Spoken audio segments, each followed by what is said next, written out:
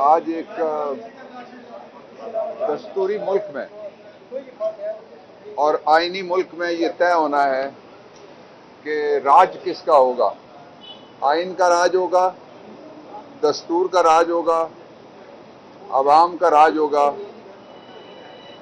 या नामालूम कोई राज होगा जिसके बारे में लोग कह रहे हैं। कोई कह रहा है कि जी इमरजेंसी आ सकती है, कोई कह रहा है मार्शल लॉ आ सकता है, कोई कह रहा है आइन टूट सकता है। लेकिन मेरा यकीन है कि पाकिस्तान में कोई ऐसी सूरत हाल नहीं है जिसमें इमरजेंसी आ सके, या जो पहले से गैर आईनी निज़ाम चल रहा है उसमें कोई इजाफा करके कोई अल्ट्रा कॉन्स्टिट्यूशनल तो आखिरी इवेंचुअलिटी की जा सके। ये मेरा अपना विजदान भी है और that's what I wanted to tell the nation. दूसरा, इस वक्त जो असल इशू है वो ये है कि सुप्रीम कोर्ट ऑफ पाकिस्तान के सामने सवाल क्या है।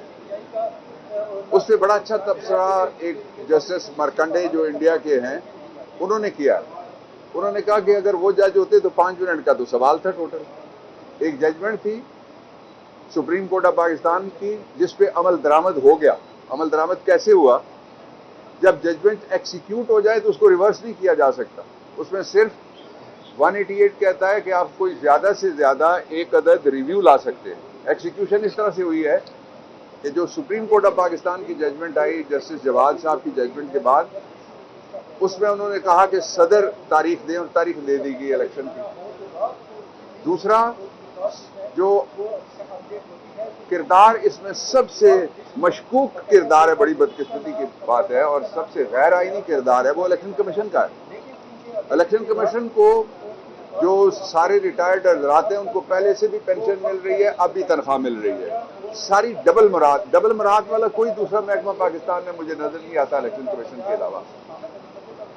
और उस डबल मुराद का नतीजा क्या निकला है? 218(3 ये कहता है कि election commission fair, free, transparent. एक एक करके देख लें, क्या ये इलेक्शन कमीशन फेयर इलेक्शन करा सकता है? जिस इलेक्शन कमीशन ने कल सुप्रीम कोर्ट में ये मौक़िफ़ इख्तियार किया है कि एक तरफ 13 पार्टियां हैं और एक तरफ एक पार्टी है, इसका मतलब ये है वो 13 पार्टियों के साथ खड़ा है। फ्री करा सकता है? वो फ्री इसलिए नहीं करा सकता कि इस इलेक्शन कमीशन पे जो आईजी पंजाब है उसकी राय भारी है। इस इलेक्शन कमीशन पे चीफ सेक्रेटरी पंजाब की राय बरतर है। वो दोनों आगे कहते हैं, 8 तारीख को कहते हैं कि 16 तारीख को एक वाकया हो जाना है, और वो जो ये इल्हामी उनके अल्फाज थे उनके ऊपर इलेक्शन कमीशन ने कहा जी कि हम इलेक्शन नहीं करेंगे। जो तीसरी बात है ट्रांसपेरेंट इलेक्शन। ट्रांसपेरेंट ये है कि इलेक्शन होता हुआ दिखाई दे। कल सारा जोर इलेक्शन कमीशन ने ये लगाया, वकील खुद नहीं बोल रहा होता, उसकी इंस्ट्रक्शंस बोल रही होती हैं। और मैं समझता हूं कि ये जो ही जजमेंट आएगी, जो भी जजमेंट आती है, वो सुप्रीम कोर्ट का अपना प्रेरोगेटिव और इख्तियार है। कौम की तमन्ना तो ये है कि इलेक्शन हो, मेजॉरिटी की तमन्ना ये इलेक्शन हो। साइलेंस मेजॉरिटी, सारे सर्वेज कहते हैं 90% करीब लोग के जब तक इलेक्शन नहीं होगा, ये जो गैर नुमाइंदा असेंबली, गैर नुमाइंदा गवर्नमेंट है, इसके जरिए से कोई मसला हल नहीं होने जा रहा, मसाइल बढ़ेंगे। और वही हो रहा है जो लोग कह रहे हैं। तो इसमें अगर इलेक्शन कमीशन के मेंबरान और जो इलेक्शन कमीशन के चेयरमैन हैं वो, या उनमें से कोई एक या कोई सारे अपने आप को डिस्टेंस नहीं करते, तो ये कल जो इलेक्शन कमीशन था वो हमला आवर था basically supreme court of Pakistan के ऊपर, कि जी इंसाफ होता हुआ नजर नहीं आ रहा। भाई इलेक्शन कराओ ना, तुम्हारा काम इंसाफ होता हुआ देखना है या इलेक्शन कराना है? तुम्हारा काम 184 की इंटरप्रिटेशन करना है, बेंच कौन सा बैठना चाहिए इसका मुतालबा करना है, या तुम्हारा काम है इलेक्शन कराना? सिंगुलर जॉब, सॉलिटरी जॉब, सिर्फ एक काम दिया है जो वो नहीं करा सकते, बाकी सारे काम वो कर रहे हैं।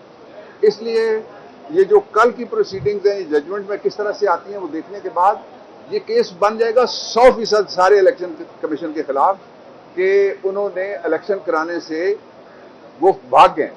और कल एक फाजल मेंबर जो बेंच के थे उन्होंने ये भी कहा कि आप तो कहते थे पिछला साल था, यही महीना था, यही मौसम था, जिसके बारे में उनको याद दिलाया गया। और क्या था? आप कह रहे थे 4 महीने में हम इलेक्शन करा देंगे। 4 महीने के ऊपर 4 और 4 और ट्रिपल स्टोरी 4 महीने हो गए, आप कहते हैं हम इलेक्शन नहीं करा सकते। तो फिर इस अरसे की क्या आप तनख्वाहें लेंगे? इस अरसे का जो पेट्रोल है सैकड़ों हजारों लीटर, वो क्या आप लेंगे?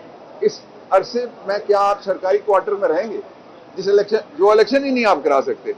आप इस अरसे के अपने टेलीफोन अपनी जेब से उनका बिल देंगे, इस अरसे की बिजली आप अपने पास से देंगे। इस वक्त जो मैं कह रहा था कि ये पाकिस्तान में एक डिफाइनिंग मोमेंट है, इसलिए डिफाइनिंग मोमेंट है कि जो पिछला साल था यही दिन थे, यही बेंच था, दिन का वक्त नहीं था। अब तो 184(3) की पिटीशन है, वो एक सुओ मोटो नोटिस था जो सुप्रीम कोर्ट को इख्तियार है, ले सकता है। सुओ मोटो नोटिस का मैं हमेशा से हामी रहा हूं, जब उसका ऐसा इस्तेमाल होता था मुखालिफिन के खिलाफ जैसा अब नहीं हुआ, उस वक्त भी मैं हामी था, आज भी मैं हामी हूं, आइंदा भी मैं हामी रहूंगा। और उस वक्त ये कहा, जब मैंने कहा सुप्रीम कोर्ट ऑफ पाकिस्तान में रात के सुओ मोटो में, मैंने कहा जी कि फुल बेंच बिठा लें, फुल कोर्ट बिठा लें। उन्होंने कहा कोई जरूरत नहीं है, लार्जर बेंच की मुतालबा किया, कोई जरूरत नहीं है। कौन कह रहा था? वही लोग जो आज कह रहे हैं बिठा लो। और फिर दूसरा ये है कि पाकिस्तान का जो इस वक्त का मौसम है, मुआशी मौसम, वो लोगों के लिए कातिल मौसम है, वो लोगों के लिए मौत का मौसम है, वो लोगों के लिए गुर्बत, बीमारी, लाचारी, नादारी का मौसम है। और उसका इसके बड़ा क्या सबूत हो सकता है कि पंजाब जो फूड फैक्ट्री, और इस पूरे एशिया के अंदर कहा जाता है कि पंजाब जो है वो फूड बैंक है एक तरह का, उस पंजाब के अंदर आटे के शोधा पैदा हो गए, यानी बच्चे आटे पे शहीद हो रहे हैं, बीबियां आटे पे शहीद हो रही हैं, बुजुर्ग आटे पे शहीद हो रहे हैं, लोग मर रहे हैं। इसलिए जरूरी है एक काम, और वो जरूरी काम ये है कि फौरी तौर पे इलेक्शंस करवा दिए जाएं, और इलेक्शन के अलावा कोई रास्ता कौम को कबूल नहीं है। Thank you very much.